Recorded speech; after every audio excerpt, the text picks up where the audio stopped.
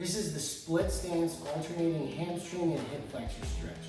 Split stance is just a lunge stance. I want you to make sure that both toes are pointed straight forward, so that back ankle is pointed straight up towards the sky instead of angled out like that, all right?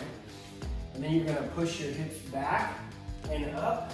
Try to touch your toe, you'll feel a stretch in your hamstring. And then under control, drive your hips down and forward and reach for the sky. You'll get a stretch on that back leg hip flexor. Back. For the world's greatest stretch, you're gonna take a knee, put your hand on the ground, and now I want you to raise that back leg up, straighten that knee, squeeze the glutes to push the hips towards the ground.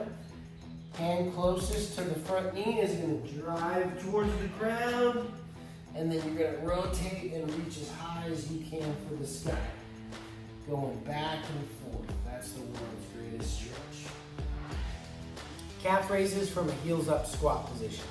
So squat position, slightly more narrow stance than normal. So your heels are going to be just off of the ground.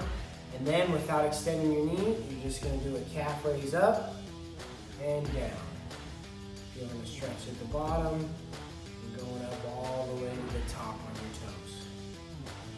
90-90 trunk raise for some glute activation on this front leg. So both knees are bent at a 90-degree angle, and then you're gonna, no hands, lean over your front leg and then push into the ground with your foot and your knee, squeeze your glute to come back up.